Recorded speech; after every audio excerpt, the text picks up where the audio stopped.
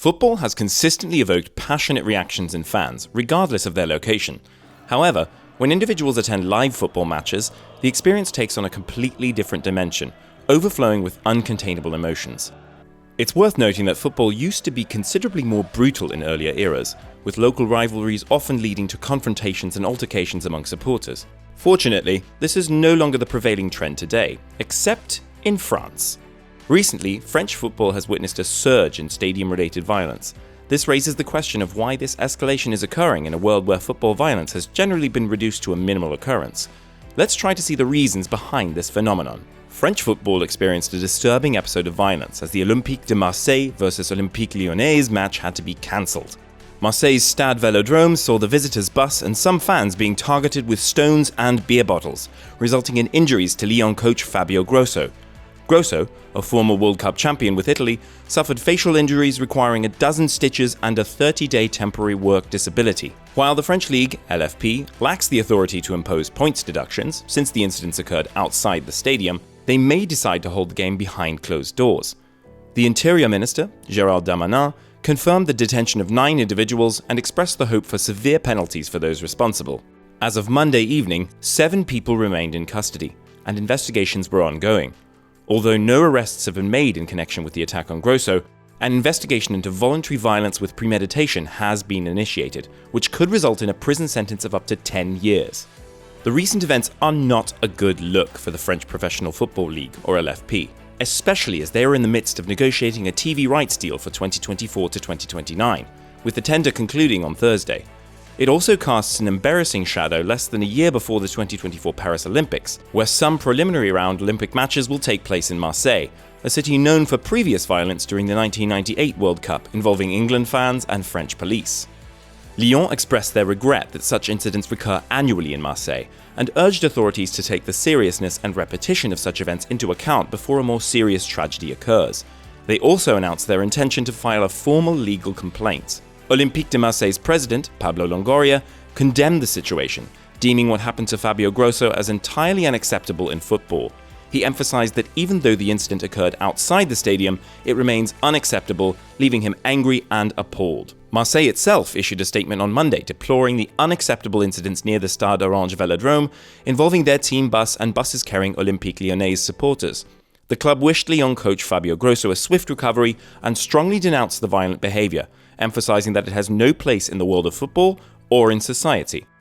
The French sports minister, Amélie Oudéa-Castéra, expressed deep concern about the events, stating that they witnessed nearly every kind of undesirable behavior. She mentioned that the fans were heard chanting homophobic and racist slurs within Marseille's Stade Vélodrome, which she found distressing, revolting, and disgusting.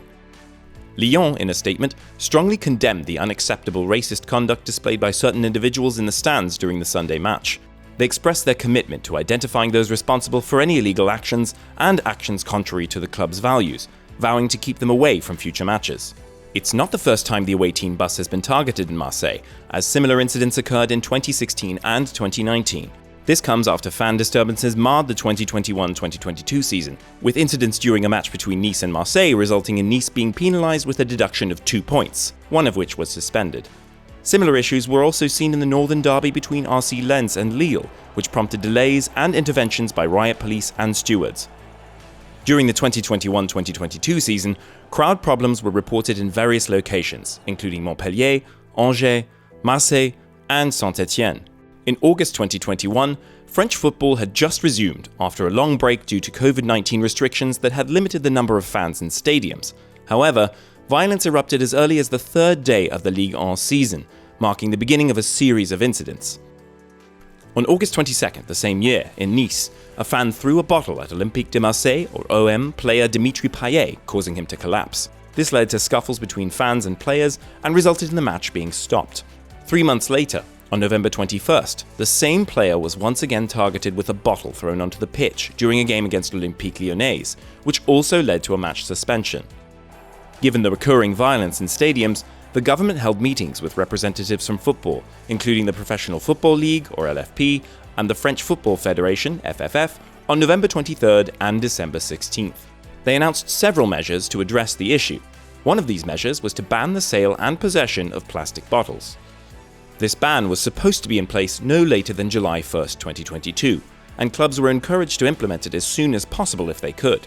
As of July 1st, the LFP has officially incorporated this ban into their rules. It not only covers plastic bottles, but also includes glass bottles, cans, or bottles with caps that could be used as projectiles. From now on, beverages sold at stadium refreshment stands must be served in reusable or cardboard cups. That season was supposed to be a time for French football to celebrate. Fans were returning to stadiums after a year of no in-person matches, and the arrival of Lionel Messi at Paris Saint-Germain promised unprecedented global attention on Ligue 1.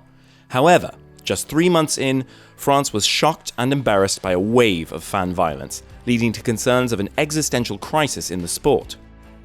The president of the Ligue de Football Professionnel, or LFP, Vincent Lebrun, referred to this violence as a gangrene that could kill us. Former Minister of Sport, Roxana Maracineanu, during her time as a minister, stated that every time she attends a Ligue 1 match, she thinks it's better that her son is into rugby rather than football. Some suggest that the lockdowns during the COVID-19 pandemic may have contributed to the pent-up frustration being released in stadiums. However, similar challenges have not been as prominent in other countries. The lack of experienced stewards and cost-cutting on security measures during the pandemic have also been blamed.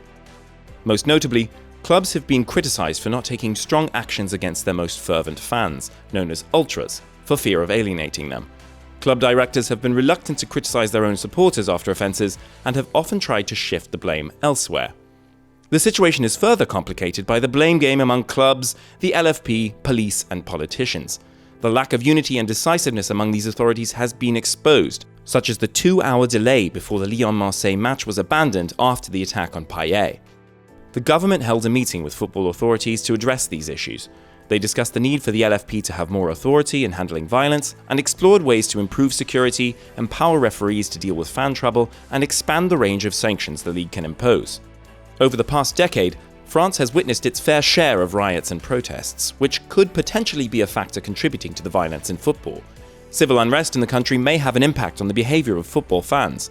Additionally, France's diverse population, including people of mixed ethnicities and migrants, adds another layer of complexity to the situation. The social and political tensions that have given rise to protests and demonstrations in France could spill over into the realm of football. The feelings of dissatisfaction or frustration that some individuals may experience due to various societal issues could find an outlet during matches, leading to fan violence. France's multicultural society, with people from different backgrounds and ethnicities, creates a dynamic environment within football stadiums. The interactions and tensions between various fan groups, which may have different cultural backgrounds, can sometimes escalate into confrontations. Migration patterns and the integration of different communities into French society can also play a role. Football, as a widely followed and passionate sport, can sometimes reflect the broader social dynamics and challenges within the country. Understanding why football violence happens may help in dealing with the behavior and turning it into something positive, according to scientists from Oxford University. They use the idea of identity fusion, a strong form of social bonding, to study fan violence in the UK, Brazil, Australia, and Indonesia. The researchers found that football violence in the UK and Brazil had similar motivations. Fans saw each other as family and were driven by a strong desire to protect one another. This shared passion for their team could be used for positive purposes, like community initiatives.